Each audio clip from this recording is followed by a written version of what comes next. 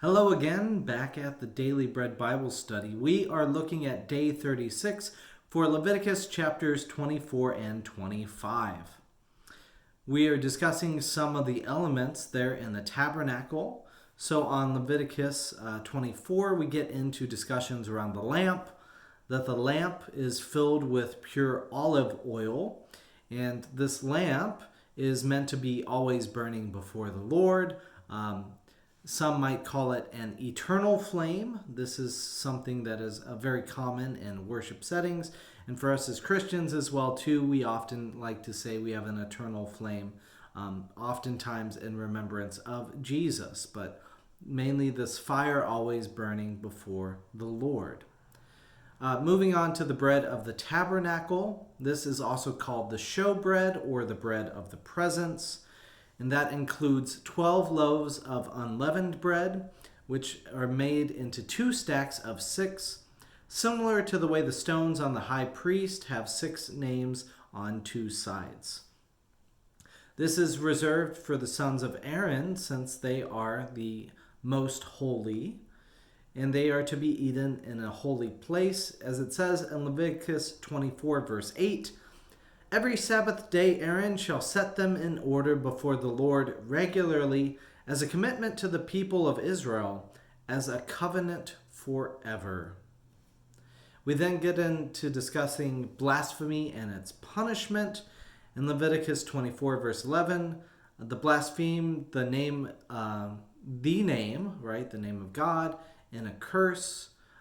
So 2 examples of that. It says in Exodus 20, verse 7, "You shall not make wrongful use of the name of the Lord your God, for the Lord will not acquit anyone who misuses his name."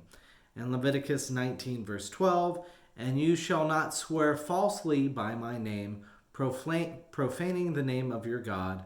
I am the Lord." So it's not a question of whether blasphemy is outlawed, but rather how do the laws of insiders apply to those on the outside. So those who are Egyptians and Israelites would be considered, mixed.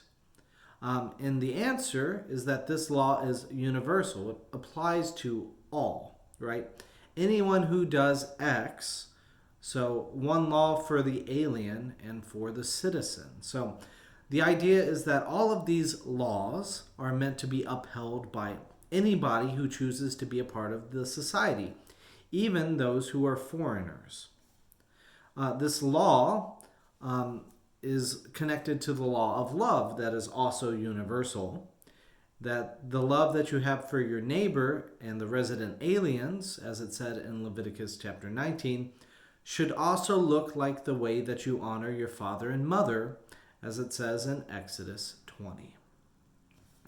The hope for them is that you come to the Israelite society and you say you want to join, and then you abide by the rites of initiation, mainly, which is circumcision, and then the rules of that society, and you get to live there. So loving and accepting the stranger, again in Leviticus 19, also involves holding the outsider accountable for the rules that govern our society, in the same manner as you would hold your own mother accountable for the laws. So these laws are meant to be universal in scope, applying to all the people who live within the society. So Christians, it's notable that we don't observe all of these laws. Especially, we don't observe the rite of initiation, namely circumcision, nor do Christians keep kosher food laws either. So it just to make that clear. The consequence that is solidified today is from Leviticus 24, verse 16. "The one who blasphemes the name of the Lord shall be put to death. The whole congregation shall stone the blasphemer, aliens as well as citizens, when they blaspheme the name," capitalized, "they shall be put to death." So this is why oftentimes you'll hear people, talking about stoning people to death for their blasphemy. There were a lot of Christians who were attempted to be stoned to death. for their blaspheming. They sought to do that to Jesus as well. And so there's parts of the New Testament which describe this practice. Now the rules are reinforced here, which is really another version of blasphemy idolatry, that Leviticus 20 verse 27, a man or a woman who is a medium or a wizard shall be put to death. They shall be stoned to death. Their blood is upon them. So the idea that they are trying to misuse the divine, and they are misrepresenting what God is about. In Exodus 21, verse 24, it says to limit how far justice can go. And it says specifically, an eye for an eye, a tooth for a tooth, a hand for a hand, and a foot for a foot. And stipulates there in Leviticus 24:20 that the injury afflicted is the injury to be suffered. So it's not about somebody takes out your eye and you kill them for it. It's trying to set up logical consequences for loss that you might experience. So that was how they were functioning, right? If you were allowed to be able to take what had been taken from you, an equivalent amount, but not to go beyond that. In Leviticus chapter 25, it discusses about some special years, especially the Sabbath year for planting and harvesting. And the idea is to give the fields, even the fields, time to rest.